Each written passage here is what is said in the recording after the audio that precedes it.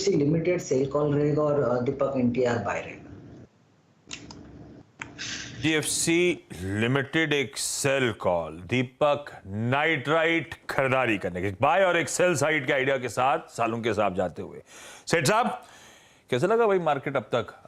10 के अंदर ट्रेड्स कौन से? जी good morning Ashish ji, good morning Viren जी। आशीष जी, थोड़ा सा कंट्रेरियन व्यू है यहाँ पे। मैं लॉन्ग पोजीशन बनाना चाहूंगा इन्फोसिस में। डेली चार्ट का स्ट्रक्चर देखे, आई मीन आवली चार्ट का स्ट्रक्चर देखे तो वहां पे एक रिवर्सल पैटर्न नजर आ रहा। मुझे लगता है कि स्टॉक में अपटेक आ सकता है in the short term. Currently इसका प्राइस 1389 का है। स्टॉप लॉस रखूंगा 1370 का। पहला टारगेट रहेगा 1405 और दूसरा टारगेट रहेगा 1420 का। दूसरा स्टॉक आशीष जी जो मेरे को पसंद आ रहा है वो थोड़ा डिफेंसिव रहेगा। ब्रिटानिया में हमने ब्रेकआउट दिखा था और ब्रिटानिया अभी भी अपने आप को होल्ड कर रहा है, तो ब्रिटानिया में एक बाई की सलाह है। 3831 कैश, 3831 कैश में प्राइस है। 3790 का स्टॉप लॉस रखूंगा। लगभग 3900 के मेरे टारगेट्स रहेंगे ब्रिटानिया में। ओके, आप काउंटर जा रहे हैं, आप डिफेंसिव की तरफ थोड़ा अपना झुकाव रख रहे हैं अमित जी। 3833 पे एंड इन्फोसिस। अच्छा, एक बात आपकी बिल्कुल सत्य है और इसमें कोई राय नहीं है कि निफ्टी आईटी में कल भी डाइवर्जेंस था और आज भी है। आज भी निफ्टी आईटी 27,020 के स्तर पे डे हाई की ट्रैजेक्टरी में ट्रेड कर रहा है। तो आज और कल बाजार की वीकनेस में निफ्टी आईटी ने रत्ती भर कंट्रीब्यूट नहीं किया। चलिए इन्हीं कुछ रोचक पहलुओं पर, इंटरेस्टिंग फैक्ट्स पे, बाजार पर अब बातचीत करने के लिए हमारे साथ आज बिग मार्केट वॉइस की कड़ी में श्री मनीष तांगी साहब मौजूद हैं, निवेशक और सलाहकार। मनीष जी नमस्कार, कार्यक्रम में स्वागत है। और आप सर जब स्क्रीन पे अपीयर हो रहे हैं ना, तो इस वक्त एक थोड़ी सी पैनिक की स्थिति स्क्रीन पे विजिबल है।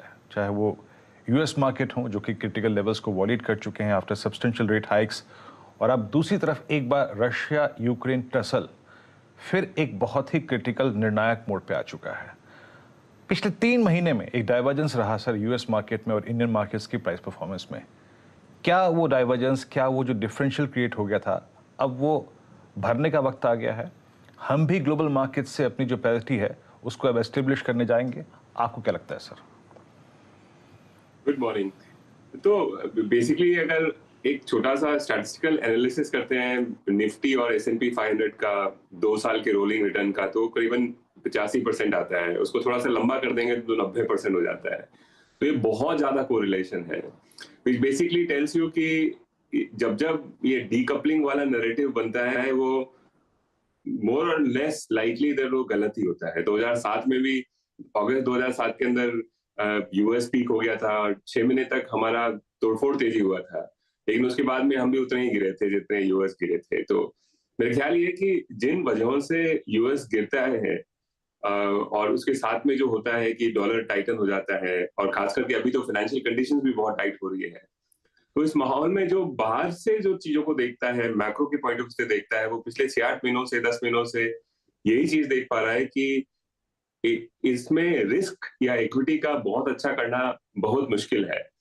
तो जब जब बहुत कोई यूनिक सा ट्रेड प्ले आउट होता है, जैसे पिछले 2 महीनों में हुआ है कि इंडिया एक्स्ट्राऑर्डिनरीली आउट परफॉर्म किया है, तो उसके अगेंस्ट बेट करना is from A purely risk adjusted stand point एक बेटर ट्रेड होता है बनस्पत की उसमें मोमेंटम खेलना।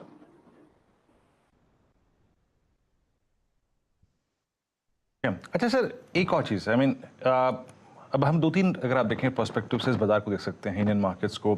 पिछले 3 महीने की स्ट्रेंथ में सबसे ज़्यादा स्ट्रांगली पार्टिसिपेट किया बैंकिंग ने, एनबीएफसीज ने काफ़ी अच्छा खासा मूव दिया, केमिकल्स ने अगर आप देखें बहुत अच्छा मूव दिया। लेकिन यूएस मार्केट और नेस्डेक की प्राइस परफॉर्मेंस को चेज़ किया हमारी इंडियन आईटी ने। हमारे बहुत से लोग जो ये कार्यक्रम देख रहे हैं इस वक्त आईटी में निवेशित हैं, थोड़ा सा उनका मनोबल टूटा, बैकफुट पे आया वो, भाई बाजार चल रहा है, ये क्यों नहीं चल रहा है? अभी आपको क्या लगता है, मैं निफ्टी आईटी जिस ट्रेजेक्ट्री में, या फिर निफ्टी की कंपनी आईटी कंपनियां जिस ट्रेजेक्ट्री में है, ये क्या जोन है? यहाँ से और कितना पेन बाकी है, और या फिर ये प्राइस रिवॉर्ड ज्यादा रखता है सर? आपकी राय। आईटी जो है वो एक ग्लोबल सिक्लिकल है, जो सेमाई हो जाए या जनरल इंफॉर्मेशन टेक बिजनेस हो जाए, या फिर जो यूएस आईटी है, जो प्रोडक्ट कंपनीज है, वो एक जो ग्लोबल सिक्लिकल बिजनेसेस बन गए हैं। तो उनका रिलेशन एक लोकल इकोनॉमी से बहुत कम होता है, और इसकी वजह से जब जब नैस्डेक या कोरियन मार्केट्स गिरते हैं, ताइवान मार्केट गिरते हैं, तो हमारा आईटी उसमें पार्टिसिपेट करता है, बिकॉज वो प्ले इंडियन इकोनॉमी पे नहीं है, बनिस्बत इसके वो प्ले है पूरे दुनिया की इकोनॉमी पे। तो वहां तो बॉटमिंग तभी होगा जब आप यूएस के मार्केट्स, कोरियन मार्केट्स को बॉटम होते देखेंगे, जिसका आप ये आर्ग्यू कर सकते हैं कि नहीं, वैल्यूएशन पॉइंट ऑफ व्यू से काफी बड़ा करेक्शन हो चुका है। जिस तरह के मार्जिन्स वहां की फर्म्स बनाती हैं, उस हिसाब से आज अर्निंग्स, पी मल्टीपल्स और पीबीज जो है वो काफी अच्छे जोन में है, लेकिन अभी तक मोमेंटम और इन्वेस्टर पोजिशनिंग इंप्रूव नहीं हो रही है, और उसकी वजह से you will have to be careful. उसका जस्ट उल्टा जो है वो बैंकिंग और फाइनेंस है, जो प्योर लोकल इकोनॉमी की प्रॉक्सी है। और सेम चीज अगर मैं आपको बताऊं, 2007 में भी सबसे अच्छा बैंकिंग ही किया था। अगस्त 2007 से जनवरी 8 के अंदर करीबन 50% बैंकिंग ऊपर था। तो वो मोर और लेस ट्रेड प्ले आउट हो रहा है कि हमारी लोकल इकोनॉमिक कंडीशन ठीक ठाक हैं, कॉर्पोरेट बैलेंस शीट्स साफ सुथरी हैं, और बैंकों का ठीक ठाक ग्रोथ भी आ गया है। हालांकि बहुत बड़ा ग्रोथ वो इन्फ्लेशन की वजह से है। तो इसकी वजह से बैंकिंग, एक लोकल इन्वेस्टर की एपेटाइट जो है बैंकिंग की तरफ ज्यादा है, क्योंकि वो उसके माहौल को वो रीड कर पा रहा है कि नहीं, यहाँ पे सब चीज ठीक है और यहाँ ग्रोथ भी अच्छी है और नुकसान भी कम होगा, मतलब एनपीएस नहीं होंगे। तो ये डाइवर्जेंस का रीजन जो है वो लोकल वर्सेस ग्लोबल इकोनॉमी का डाइवर्जेंस है।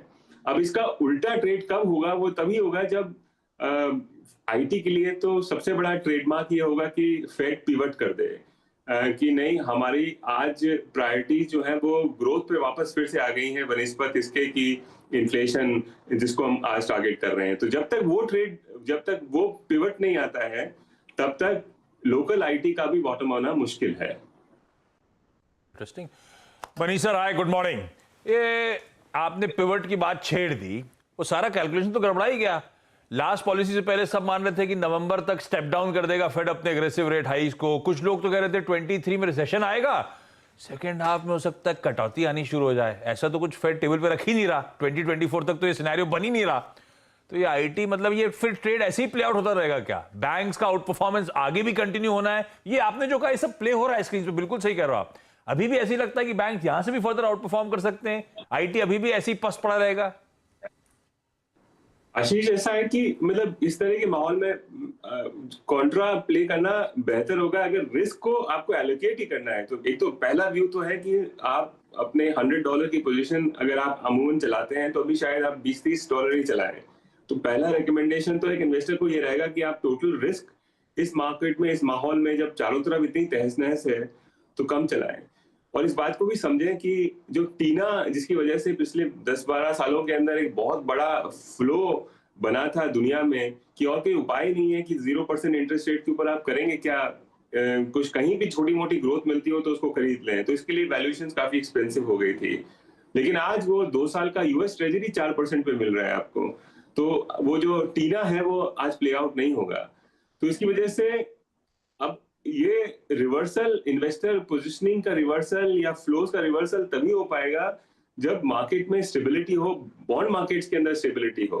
और हिंदुस्तान के मार्केट के अंदर आप यूनिकली कंस्ट्रक्टिव तब हो पाओगे जब 10 साल हमारा जो क्रूड है वो अभी भी इस माहौल में भी $90 के आसपास है। तो अगर वो $65-70 हो जाए तो फिर आप ये प्ले कर सकते हो कि इंडिया का मैक्रो एक्स्ट्राऑर्डिनरीली अच्छा हो जाए, और उसकी वजह से आप शायद इंडिया के बैंक के ऊपर पाइल ऑन कर पाओ। लेकिन अगर क्रूड 90 के आसपास रहे और फाइनेंशियल कंडीशंस, यानी कि यूएस ट्रेजरी 2 साल का 4% के आसपास रहे, तो मैं आपको और आपके दर्शकों को इस वक्त आगाह करना चाहूंगा कि नहीं, ये एब्सोल्यूट रिस्क दिलाने का समय नहीं है। तो आप बैंक में भी आप थोड़ा सा केयरफुल हो जाए, क्योंकि बैंकों का भाव काफी ऊपर आ चुका है और वैल्यूएशन अब ठीक ठाक है, आप उसको बहुत चीप नहीं कह सकते। बिल्कुल ठीक है, ये कॉशियस अंडरटोन है मनीष सर की बढ़िया तरीके से। और टीना फैक्टर वो था, देयर इज नो ऑल्टरनेटिव। हम ही हैं इमर्जिंग मार्केट्स में, इसके साथ दिक्कत, उसके साथ दिक्कत। तो जो हम लोग आउट परफॉर्मेंस की बात करते थे, लोग जस्टिफिकेशन देते थे हमारे साथ, हमारा वक्त कोई विकल्प ही नहीं है। पर इवेंचुअली ऐसा नहीं होता कि आउट परफॉर्मेंस ये हम डीकपल होके चलते चले जाए, ये साथ में ही इन टैंडम मूव होता है। मनीष सर क्लियरली हाईलाइट कर रहे हैं, ध्यान रखिएगा। हो सकता है थोड़ा माइनर आउट परफॉर्मेंस अभी आ गया होगा, पर ये मूव फिर करेक्ट भी होते हुए नजर आएंगे। मनीष सर, ये आप डॉलर इंडेक्स कई बार मेंशन कर रहे थे, डॉक्टर साहब ने भी अभी स्क्रीन पर डॉलर इंडेक्स दिखाया 111 प्लस के लेवल्स। क्या रीडिंग है ये? प्योरली सेफ हेवन अपील है और वो सेफ्टी की तरफ पैसा फ्लो हो रहा है, सिर्फ इसीलिए इस तरह की स्ट्रेंथ डॉलर इंडेक्स दिखा रहा है या there is more to it Manish? Ashish, दो तीन चीजें हैं। अगर कोई करेंसी जब अच्छा तब करती है आशीष, जब बेसिकली एक की वहां की इंटरेस्ट रेट डिफरेंशियल ज्यादा हो। तो वो है कि आज यूएस और जर्मनी और यूएस और जापान के बीच में इंटरेस्ट रेट डिफरेंशियल इतना ज्यादा हो गया है कि ऑफ कोर्स जो फ्लो है मनी का वो उसी देश में जाएगा जहां पे रेट ज्यादा हो। दूसरा है कि ग्रोथ डिफरेंशियल, कि आज यूएस जो है वो कंप्लीट रिकवर हो चुका है और इनफैक्ट ओवरहीट हो गया है अच्छी खासी इन्फ्लेशन के साथ में। ऐसा चीज नहीं है बाकी सारे देशों में। उसकी वजह से भी डॉलर जो है वो ऑफ कोर्स रिस्क फ्लो भी उसी की तरफ जाएंगे और लोग उस वहां पे दुबक के बैठना पसंद करेंगे। और तीसरी है ऑफ कोर्स जो आपने बोला कि जब रिस्क ऑफ होता है तो ऑफ कोर्स माहौल ये बनता है कि आप किसी हार्ड करेंसी में चले जाओ, तो वहां पे भी इनफ्लो डॉलर का और आउटफ्लो दूसरी इमर्जिंग मार्केट करेंसीज और दूसरी करेंसीज का हो रहा है। अभी तक ये जो आशीष गेम हुआ है उसमें नुकसान बड़ा डेवलप्ड कंट्रीज को हुआ है बनिस्बत यूएस डॉलर के। इमर्जिंग मार्केट्स खास करके इंडिया चाइना जो है ठीक ठाक ही के हैं। हालांकि हमारा भी रुपया जो है वो करीबन 10% के आसपास में एक साल में गिरा है, लेकिन इसको आप कंपेयर करें कि जिस तरह से मतलब तहस-नहस सा हो चुका है जापानीज येन और यूरो, तो हम काफी बेहतर किए हैं। अब मेरा ये व्यू है कि कल जब जापान ने जो किया कि वो पहली बार वापस से करेंसी को डिफेंड करने के लिए उतरे हैं, तो अब जो सारी जो बाढ़ है वो अब इमर्जिंग मार्केट एशियंस की तरफ से आएगी मेरे ख्याल से। और उसकी वजह से आप देखें कल की करेंसी के मूव को इंडिया के अंदर भी और इंक्रीमेंटली भी इंडिया CNY जो चाइनीज करेंसी वो अंडर परफॉर्म करेंगी। फाइनली एक छोटा सा पॉइंट आशीष, कि मेरे ख्याल से इन सारे इकोनॉमिक रीजंस के साथ साथ में एक बहुत बड़ा रीजन शायद करेंसी के अच्छे करने का, यूएस डॉलर के करने का ये भी है कि थोड़ा सा एक जियोपॉलिटिकल कैलकुलस है यूएस का, कि इस माहौल में जब चाइना ऑलरेडी काफी स्ट्रगल कर रहा है, तो इसमें अगर आप डॉलर को बहुत टाइट कर देंगे तो वहां की प्रॉपर्टी मार्केट रिवर्स कर लेंगे और उसकी वजह से वहां पे एक बहुत बड़ा डिस्ट्रेस डेवलप हो सकता है। तो एक थोड़ा सा एक जियोपॉलिटिकल कैलकुलस भी है इस चीज में, सिर्फ इकोनॉमिक नहीं है। तो अच्छा, मोटा व्यू ये है अगर आप करेंसी को वॉच कर रहे हैं तो शायद इस वक्त अब यूरो और जापानीज येन को शॉर्ट करने का समय चला गया है, वो काफी ऑलरेडी प्राइस्ड है। मेरे ख्याल से अब सारी जो ट्रेड है करेंसी वीकनेस की वो CNY, INR और इस तरह की इमर्जिंग मार्केट करेंसीज को लेनी पड़ेगी। तो मेरा विचार पिछले 6-8 महीनों से यही आशीष कि आप अगर आप चला सकते हैं तो आप लॉन्ग डॉलर चलाइए बनिस्बत लोकल करेंसी एक्सपोजर के। खास करके कॉर्पोरेट ट्रेजरीज को ये विचार है। जो HNIs भी अगर कर सकते हैं तो आप long INR future, long dollar future चलाइए बनिस्बत INR के। हमेशा सुनने में मनीष सर को मजा आता है, समय ऐसा लगता है कम पड़ रहा है, पर क्या करूं sir. Thank you so much जुड़ने के लिए। थोड़ा सा कॉशियस अंडरटोन और बहुत बढ़िया तरीके से वैलिड पॉइंट के साथ मनीष सर ने आपके सामने प्रेजेंट करा है। जरा सा ध्यान रखिएगा इक्विटीज में जब आप अप्रोच कर